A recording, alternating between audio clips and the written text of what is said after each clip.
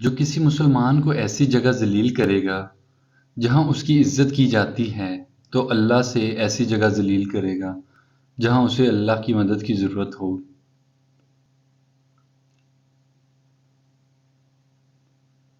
ایک ایسا زمانہ بھی آئے گا کہ لوگ اپنے رب کو بھول جائیں گے، لباس بہت قیمتی پہن کر بازار میں اکڑ اکڑ کر چلیں گے اور اس بات سے بے خبر ہوں گے کہ اسی بازار میں ان کا کفن بھی موجود ہے۔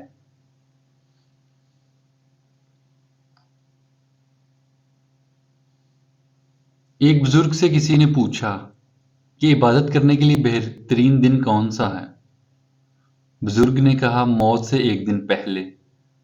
اس نے حیرت سے کہا کہ موت کا وقت تو معلوم نہیں۔ فرمایا تو پھر زندگی کے ہر دن کو آخری دن سمجھو۔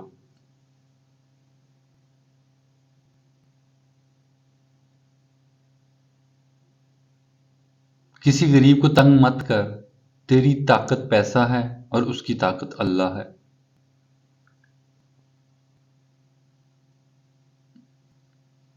اگر کوئی سائل تمہارے دروازے پر آئے تو اسے خالی مت لوٹاؤ، کیونکہ اللہ کا کام تم پر کرم ہے اور وہ اپنی مخلوق کو تمہارے دروازے پر بھیجتا ہے۔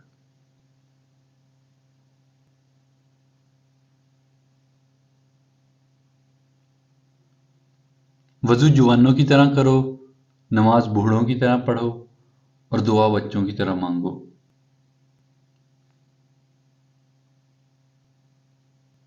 مہمان کے آ جانے پر اپنا دل تنگ نہ کرو، کیونکہ مہمان اللہ تعالیٰ کی رحمت ہوتی ہے اور اللہ تعالیٰ اس پر رحمت نازل فرماتا ہے جس کو پسند کرتا ہے۔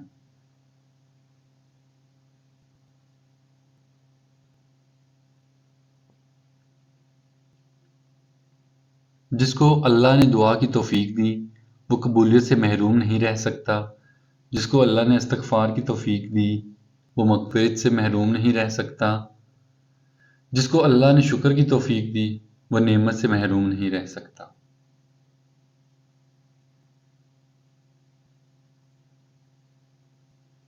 جب تم نماز نہیں پڑھتے تو یہ مت سوچو کہ وقت نہیں ملا، بلکہ یہ سوچو کہ تم سے ایسی کون سی خطا ہوئی ہے کہ اللہ نے تمہیں اپنے سامنے کھڑا کرنا بھی پسند نہیں کیا۔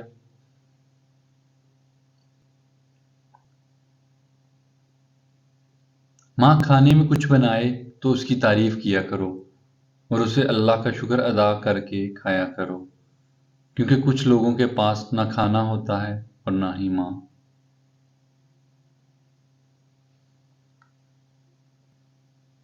اگر ہم سے غلطی ہو جائے تو ابلیس کی طرح دیر نہیں ہونی چاہیے، بلکہ معافی مانگ لینی چاہیے، کیونکہ ہم ابن آدم ہیں، ابلیس نہیں۔ جو لوگ گناہ کرنے کے بعد توبہ میں ٹال مٹول کرتے ہیں، ایسے لوگوں کو موت اچانک آتی ہے، یعنی ان کی موت زیادہ تر حادثات میں ہوتی ہے، اس لیے توبہ کرنے میں کبھی دیر مت کیا کرو۔ جس کا ظرف دیکھنا ہو عزت دو، فطرت دیکھنی ہو تو اسے آزادی دو، نیت دیکھنی ہو تو اسے قرض دو، خصلت دیکھنی ہو تو اس کے ساتھ کھانا کھاؤ۔